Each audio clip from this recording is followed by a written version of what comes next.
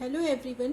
कल हम लोगों ने वायरस स्टार्ट किया था जिसमें हमने क्लासिफिकेशन बाल्टीमोर सिस्टम जो देखा था उसमें 7 अलग अलग तरीके से वायरस को डिवाइड किया गया था। आज हम हर एक कैटेगराइजेशन को एक्सप्लेन करते चलेंगे कि किस तरह का जीनोम कंटेनिंग वायरस में कौन से वायरस आते हैं, उनके एग्जाम्पल क्या हैं और उनमें क्या होता है, किस तरह से रेप्लिकेशन की प्रोसेस होती है, किस तरह से एमआरएनए की सिंथेसिस होती है। जो मैंने यहाँ लिखा हुआ है इसी चीज़ को आप अगर सेंटेंस के फॉर्म में लिखोगे तो ये थोड़ा लंबा हो जाएगा। मैंने हेडिंग बना के समझाने की कोशिश की है जिससे आप लोगों को समझ में आ जाए। नोट्स में आप लोग चाहें तो ऐसे ही लिख सकते हैं या तो फिर आप लोग सेंटेंस का फॉर्मेशन करके भी लिख सकते हैं। तो सबसे पहला क्लासिफिकेशन जो हमने कल देखा था उसके ऊपर फिर से देख लेते हैं। कल हमने देखा था क्लासिफिकेशन ऑफ वायरस में सबसे पहला double stranded DNA genome containing virus, फिर single stranded DNA genome containing virus, फिर double stranded RNA genome containing virus, then single stranded RNA genome containing virus, फिर पॉजिटिव स्ट्रैंड आरएनए जीनोम जिसको हम positive sense RNA genome containing virus भी कहते हैं। इसके अलावा negative strand RNA genome containing virus और double stranded gap DNA genome containing virus. ये हमने 7 अलग अलग टाइप के देखे थे क्लासिफिकेशन वायरस के according to their genetic material. ठीक है, जेनेटिक मटेरियल के बेसिस पे इन 7 तरह का क्लासिफिकेशन बाल्टीमोर ने किया था। तो अब हम पहला देखेंगे जिनके पास डबल स्ट्रैंडेड डीएनए जीनोम होता है, ऐसे वायरस में क्या क्या प्रोसेस होती है, रेप्लिकेशन, एमआरएनए सिंथेसिस कैसे होती है। अब देखिए आप लोग, एक चीज मैं समझाने के लिए बता दे रही हूँ। अगर हमारा रेप्लिकेशन होता है,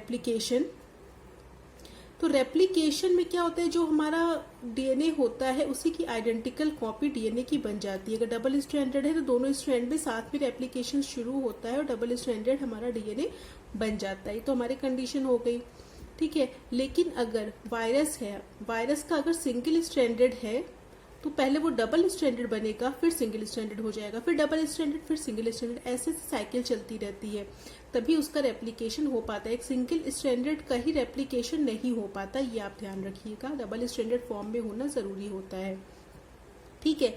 उसके बाद अगर एमआरएनए की सिंथेसिस हो रही है, प्रोटीन सिंथेसिस हो रही है, मींस ट्रांसक्रिप्शन की प्रोसेस हो रही है, तो डबल स्ट्रैंडेड फॉर्म में जीनोम का होना जरूरी है। डबल स्ट्रैंडेड फॉर्म में जब तक नहीं होगा तब तक ट्रांसक्रिप्शन की प्रोसेस या एमआरएनए की प्रोसेस नहीं हो पाएगी। आप ये दोनों पॉइंट ध्यान में रखिए। अब जो भी मैं बताऊंगी सब समझ में आता जाएगा। पहला पॉइंट मैंने क्या बताया, रेप्लिकेशन डबल स्ट्रैंडेड है तो डबल स्ट्रैंडेड हो जाता है, लेकिन अगर सिंगल स्ट्रैंडेड है तो फिर डबल स्ट्रैंडेड होता है, फिर सिंगल स्ट्रैंडेड होता है, फिर डबल, फिर सिंगल, फिर डबल, फिर सिंगल, फिर डबल, फिर सिंगल, ऐसे रेप्लिकेशन में ही प्रोसेस होती रहती है। और जब तक ट्रांसक्रिप्शन तब तक स्टार्ट नहीं होता जब तक जीनोम, हमारा जो भी genetic material double stranded form में ना रहे, तब तक ट्रांसक्रिप्शन नहीं होता। तो अब देखिए, जिसका डबल स्ट्रैंडेड डीएनए जीनोम है, मतलब एक तरह से ये मान लीजिए इसको ह्यूमन की तरह ही होगा। डबल स्ट्रैंडेड डीएनए जीनोम है तो क्या होगा, रेप्लिकेशन में डबल स्ट्रैंडेड डीएनए से डबल स्ट्रैंडेड डीएनए बनेगा। रेप्लिकेशन में क्या होता है, यही तो होता है ना, डबल स्ट्रैंडेड डीएनए से डबल स्ट्रैंडेड डीएनए बनेगा। लेकिन एमआरएनए सिंथेसिस में डबल स्ट्रैंडेड डीएनए को ही टेम्पलेट मान के एमआरएनए बनता है, जैसा कि नॉर्मल ह्यूमंस में भी होता है, यूकैरियोट्स में भी होता है, सेम यही प्रोसेस। तो ये तो सिंपल है, डबल स्ट्रैंडेड डीएनए जीनोम कैसे रेप्लिकेट करेगा, कैसे एमआरएनए सिंथेसिस करेगा, मींस एमआरएनए की सिंथेसिस कैसे करेगा, ट्रांसक्रिप्शन कैसे करेगा, कुछ भी आप इसको कह सकते हैं। और हमने कुछ बैक्टीरिया के एग्जाम्पल दिए हुए हैं जिनमें डबल स्ट्रैंडेड डीएनए जीनोम पाया जाता है, जिसमें बैक्टीरियोफेज T4 या फेज लैम्डा फेज बहुत ही इंपॉर्टेंट है। इसको आप लैम्डा फेज की जेनेटिक्स भी पूछी जाती है एग्जाम्स में। तो बैक्टीरियोफेज लैम्डा आप याद रखिए, double stranded DNA genome containing virus है। उसके बाद आती है single stranded DNA genome containing virus. अब देखिए, मैंने जैसे बताया था कि जो रेप्लिकेशन की प्रोसेस होगी, अगर सिंगल स्ट्रैंडेड है तो पहले वो डबल स्ट्रैंडेड बनाएगा और डबल स्ट्रैंडेड फिर से सिंगल स्ट्रैंडेड बनाएगा, फिर ये सिंगल स्ट्रैंडेड डबल स्ट्रैंडेड बनाएगा, फिर वो डबल स्ट्रैंडेड सिंगल स्ट्रैंडेड बनाएगा। ऐसे करके रेप्लिकेशन की प्रोसेस चलती रहती है।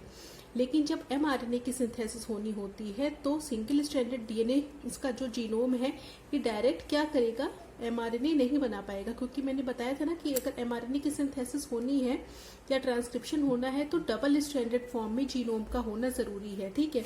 तो क्या होगा, अब ये डायरेक्ट सिंगल स्ट्रैंडेड डीएनए से एमआरएनए तो बन नहीं पाएगा, तो सिंगल स्ट्रैंडेड डीएनए से पहले डबल स्ट्रैंडेड डीएनए बनेगा और डबल स्ट्रैंडेड डीएनए जब बन जाएगा तब एमआरएनए की फॉर्मेशन होगी। इसका एग्जाम्पल है बैक्टीरियोफेज 5x174। ठीक है, ये फेज 5x174 ये आपको याद रखना पड़ेगा, क्योंकि बैक्टीरियोफेज का एग्जाम्पल मैंने ऊपर भी लिखा है डबल स्टैंडर्ड वाले में और सिंगल स्टैंडर्ड वाले में भी लिखा है। तो सिंगल स्टैंडर्ड वाले में 5x174 बैक्टीरियोफेज आता है। ठीक है, तो ये हमारा single stranded DNA genome containing हो गया। किसी को कोई भी दिक्कत होगी तो पूछ लीजिएगा, वैसे मैंने बहुत ही सिंप्लीफाइड वे में इसको समझाने की कोशिश की है। फिर आइए देखिए देखते हैं डबल स्ट्रैंडेड आरएनए जीनोम होता है तो क्या होता है। अभी मैंने बताया अगर एप्लीकेशन है तो एप्लीकेशन में डबल स्ट्रैंडेड आरएनए अगर पहले से है तो वो सिंगल स्ट्रैंडेड आरएनए बनाएगा, क्योंकि आरएनए के केस में ऐसे होगा। डबल स्ट्रैंडेड अगर डीएनए होता तब तो वो डायरेक्ट डबल स्ट्रैंडेड डीएनए बना लेता है एप्लीकेशन में, लेकिन ये आरएनए है तो एप्लीकेशन में डबल स्ट्रैंडेड आरएनए पहले सिंगल स्ट्रैंडेड आरएनए बनाएगा और सिंगल स्ट्रैंडेड आरएनए फिर डबल स्ट्रैंडेड आरएनए बनाएगा, फिर ये डबल स्ट्रैंडेड आरएनए फिर सिंगल स्ट्रैंडेड आरएनए बनाएगा, फिर वो सिंगल स्ट्रैंडेड आरएनए फिर डबल स्ट्रैंडेड आरएनए बनाएगा। इस तरह से प्रोसेस चलती रहेगी। लेकिन जब एमआरएनए सिंथेसिस होगी तो ये डबल स्ट्रैंडेड आरएनए डायरेक्ट ही एमआरएनए में कन्वर्ट हो जाएगा, क्योंकि ये डबल स्ट्रैंडेड आरएनए जीनोम है। ठीक है, डबल स्टैंडर्ड फॉर्म में है तो एमआरएनए इससे बन जाएगा, इसका ट्रांसक्रिप्शन डायरेक्ट हो जाएगा। अगर ये सिंगल स्टैंडर्ड फॉर्म में होता तो इसका डायरेक्ट नहीं होता, तो फिर इसको डबल स्टैंडर्ड फॉर्म में चेंज होना पड़ता। लेकिन यहाँ पे ऑलरेडी डबल स्टैंडर्ड फॉर्म में है तो इसका डायरेक्ट एमआरएनए की सिंथेसिस करने की कैपेबल ये है। एग्जाम्पल है इसका रोटा वायरस। ठीक, डबल स्टैंडर्ड आरएनए जीनोम का एग्जाम्पल है रोटा वायरस। ठीक है, ये हो गया। उसके बाद देखिए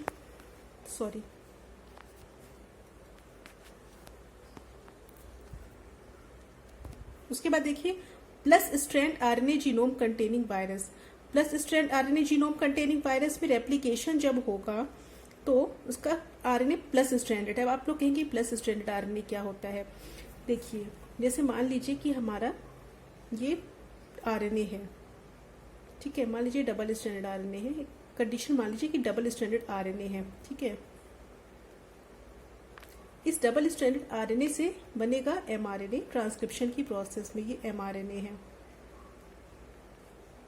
अब इस डबल स्ट्रैंडेड आरएनए से जब एमआरएनए बनेगा, इसको हम लिख देते हैं डबल स्ट्रैंडेड आरएनए है, जब इससे एमआरएनए की फॉर्मेशन होगी तो जो ये एमआरएनए का सीक्वेंस है इन दोनों में से किसी एक के सीक्वेंस के बिल्कुल आइडेंटिकल होगा। ठीक है, फिर से बता दे रही हूँ। एक हमारे पास डबल स्ट्रैंडेड आरएनए है, उससे जब एमआरएनए की फॉर्मेशन होगी तो इस एमआरएनए का सीक्वेंस इन डबल स्ट्रैंडेड में से किसी एक के बिल्कुल आइडेंटिकल ही होगा कि वो भी आरएनए है, ये भी आरएनए है।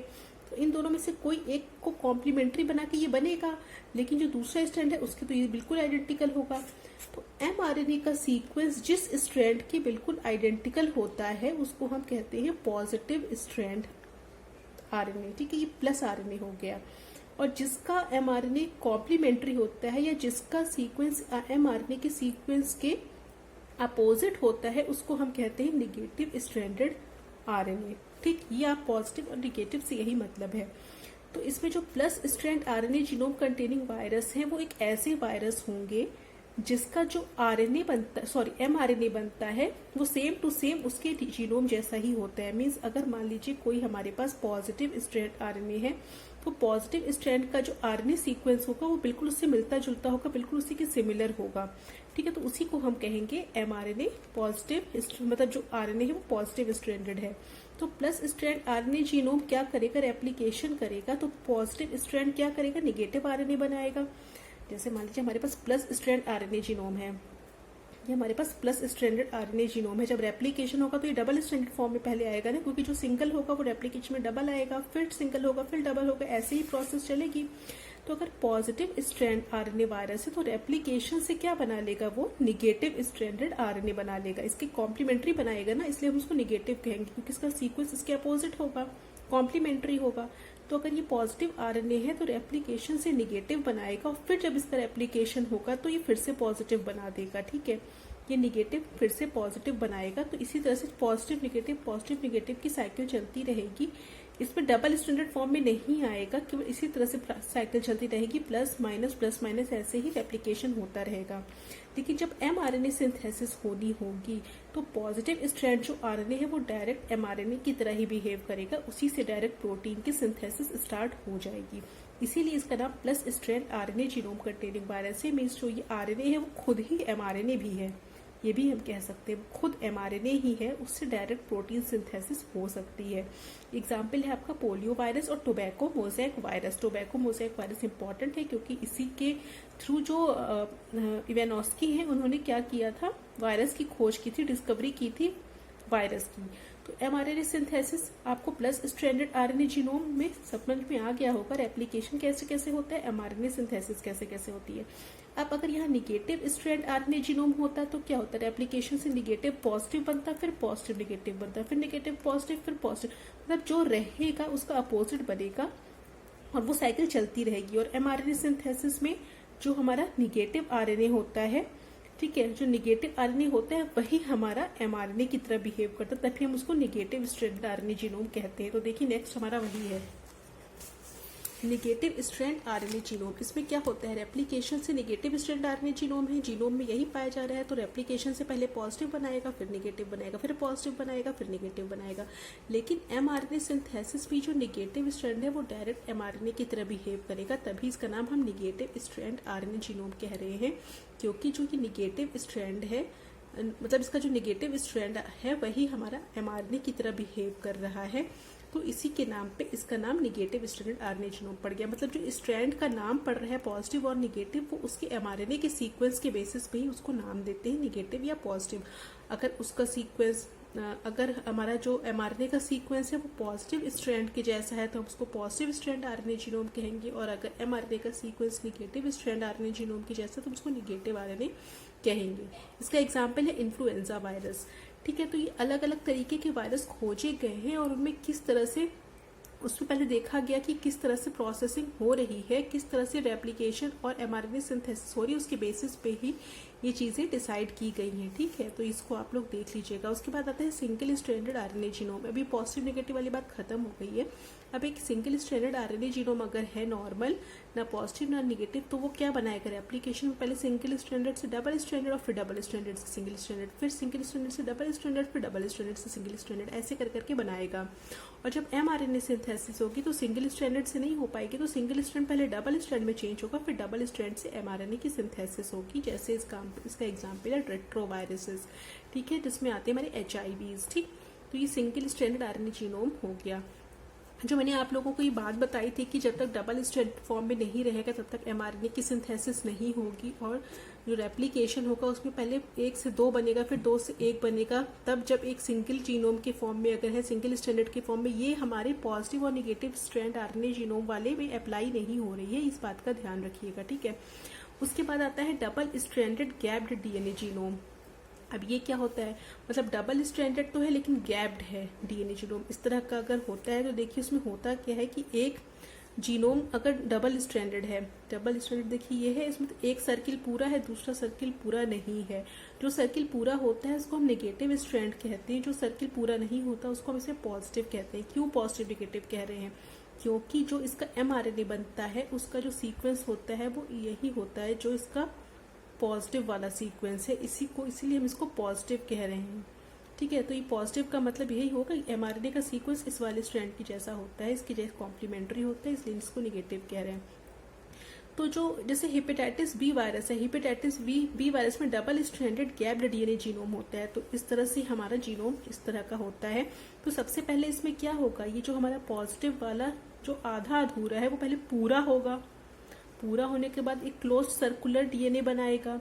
उसके बाद क्या होगा, जब ये पूरा हो जाएगा तो इससे फिर डीएनए तो पूरा हो गया, अब उससे क्या होगा, पहले आरएनए बनेगा। ठीक है, पहले पॉजिटिव आरएनए बनेगा, फिर निगेटिव डीएनए बनेगा, फिर गैप्ड डबल स्ट्रैंडेड डीएनए बनेगा। ये अपने रेप्लिकेशन की प्रोसेस हो गई। फिर से देखिए, जब रेप्लिकेशन होगा तो जो गैप्ड डबल स्ट्रैंडेड डीएनए था वो पूरी तरह से डबल स्ट्रैंडेड डीएनए के फॉर्म में आएगा, मतलब ये सर्किल कंप्लीट करेगा, इसको अपने आप को कंप्लीट करेगा, डबल स्ट्रैंडेड डीएनए बन गया। अब इस डबल स्ट्रैंडेड डीएनए से डायरेक्ट डबल स्ट्रैंडेड डीएनए नहीं बन पाता है, इस डबल स्ट्रैंडेड डीएनए से सबसे पहले प्लस आरएनए बनता है। प्लस आरएनए मतलब जिसका सीक्वेंस इसके सिमिलर होता है। पहले प्लस आरएनए बनेगा, मतलब एक सिंगल स्ट्रैंड की सिंथेसिस होगी।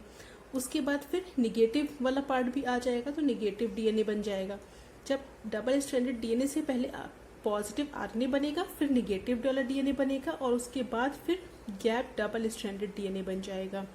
ठीक है, तो गैप डबल स्ट्रैंडेड डीएनए की प्रोसेस यही होगी जो यहाँ लिखी हुई है।